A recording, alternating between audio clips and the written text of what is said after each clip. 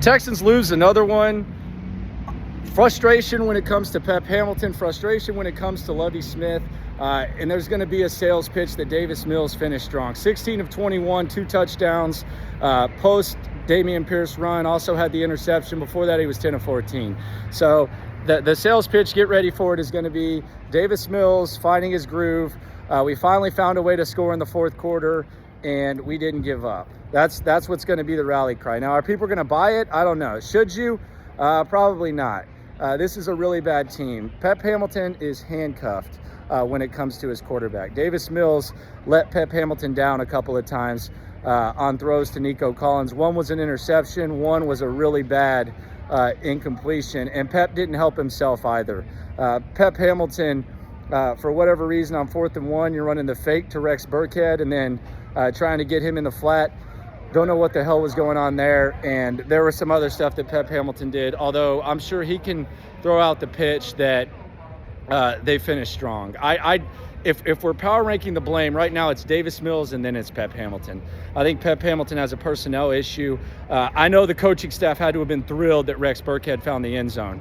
I know they'll never admit it, but I can guarantee you there was a little bit of extra clenched fist when 28 found the end zone. And I feel bad that Rex Burkhead has become the most polarizing guy on this team, but that's just where he is. That's where things are with this Texans team. Rex Burkhead, a lot of people don't have time for it. And quite honestly, the entire running back depth on this team outside of Dameon Pierce, who's a baller, it's incredible. Which brings me to this. Lovie Smith, what the hell were you doing at the end of the game? Like, there hasn't been any like clock management issues with Lovie Smith. Matter of fact, I think he's handled it perfectly.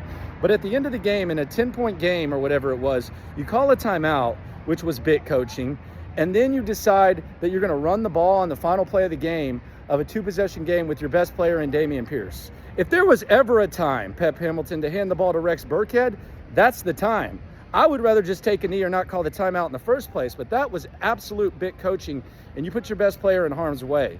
Fortunately, 31 was okay. He was jovial in the locker room, just got out of there, talked to him, talked to some other guys, including Nico Collins, Dameon Pierce. You can hear that on Sports Radio 16. Also got the post-game show coming up at 6, so subscribe on YouTube, and we got you covered there. But what was that? What was that? Like, that was just that. I don't want to call it incompetence, but that's malpractice.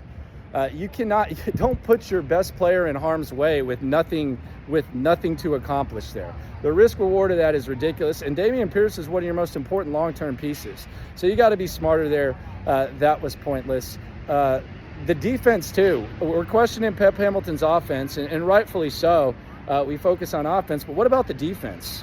What about Lovie Smith having to call a timeout after the Chargers called a timeout on that 4th and 1?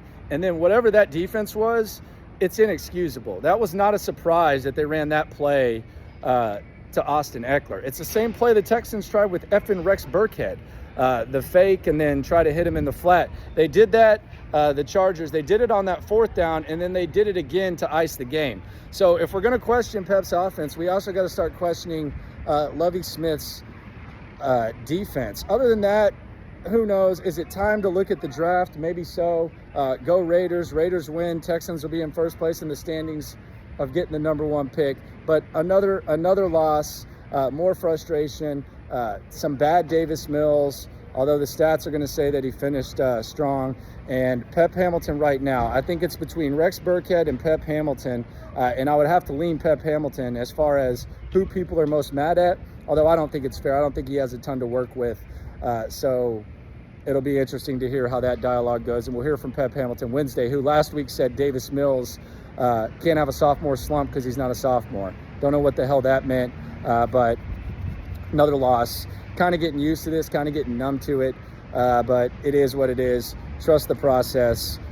In Caserio, we trust. Caserio is the scenario, although the running back depth on this team, Nick, bad. Really, really, really bad look. Jacksonville next week. Post-game at 6. Subscribe to the channel. Spread the word. Talk to you at 6 tonight on the post-game show. I want to hear from you. I want to interact with you. I want to rap with you. The locker room at 6 o'clock. Don't forget to listen to Sports Radio 610. Clinton Sean got post-game going as well. Reaction Monday tomorrow. Texans lose. Texans lose. Texans lose. I'm used to it.